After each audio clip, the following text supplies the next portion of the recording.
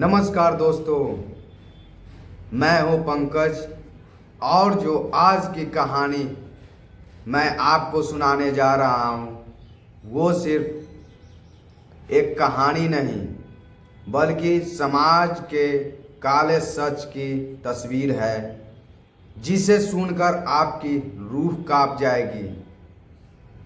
ये जो video viral चल रहा है उसमें वो अपना गलती दिखा नहीं रहा है, मेरा ही गलती सिर्फ दिखा रहा है।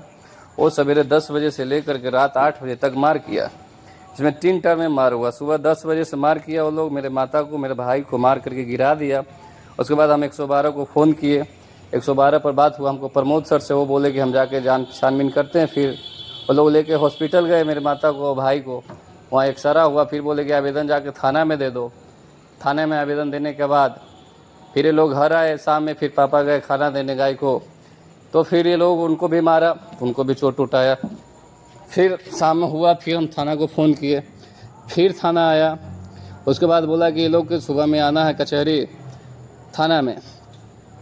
जब थाना में जाने का बात हुआ उसके बाद बोले चल जाने के बाद कि पुलिस बुलाया तो क्या कर लिया पुलिस, हमको आके क्या कर लेगा, हम तुमको नहीं देंगे। उसके बाद उसका जो छोटा भाई है ऋषि लाया और एक खुदारी का बेंटा मेरे भाई के सर पर चला दिया, गुरुदेव का। उससे उसका सर फट गया। और उसके बाद मार शुरू हो गया। फिर मेरे पिताजी को गोड़ में मार दिया, उधर जंगल में गिर गए। और मेरा इससे पहले सुबह 10 बजे में करकट तोड़ दिया, गाय को खोल के भगा दिया, भैंस को खोल के भगा दिया। ये घटना कुछ दिन पहले की है। एक छोटा सा गांव में एक घर था जहाँ 4 लोग घर में थे, जिसमें एक बुजुर्ग आदमी और एक छोटा बेटा और उनका कुछ लोग किसी कार्यक्रम में बाहर गए हुए थे, जो घर के बाकी लोग बाहर गए हुए थे। सब कुछ सामान्य था, लेकिन उनको क्या पता था कि कुछ ही देर में उसकी जिंदगी बर्बाद होने वाली थी। अचानक कुछ अपराधी जबरन उस घर में घुस आते हैं। पहले तो वो उस मासूम लड़के को डराते हैं और उसको मानसिक रूप से तोड़ने की कोशिश करते हैं। फिर बात बढ़ती है और वो दोनों, बुजुर्ग और उसके बेटे, दोनों को बेरहमी से पीटना शुरू कर देते हैं। इतना ही नहीं, थोड़ी ही देर में उसकी और साथी आ जाते हैं। कुल 6-7 लोग मिलकर उस छोटे से परिवार पर टूट पड़ते हैं। चीखें गूंजती रहती है, लेकिन मदद के लिए कोई नहीं आता है। और मारपीट के बाद जब उसका नशा उतरता है,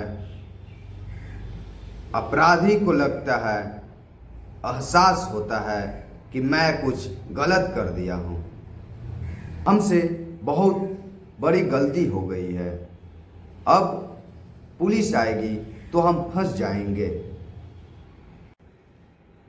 लेकिन अपराधी यही नहीं रुक। सूरज कुमार आज सुबह में मुझे फ़ोन किया और बोल रहा था कि तुम जहाँ भी मिलेगा मैं तुमको मार दूंगा। उसका रिकॉर्डिंग भी मेरे पास में है और वो पूरा कचहरी में मुझे खोजा भी है, तभी जानकारी मुझे मिला है।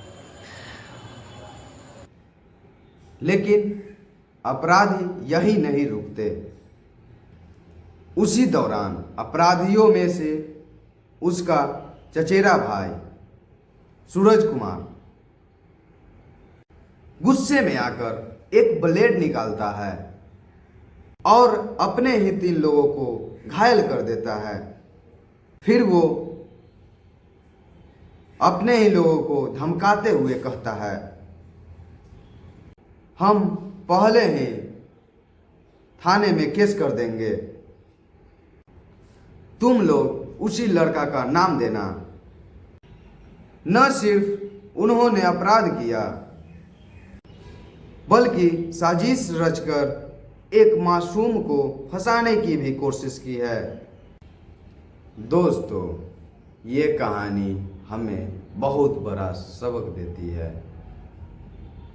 अपराध करने वाला चाहे कितने भी चालाक क्यों न हो, सच एक न एक दिन आ ही जाता है।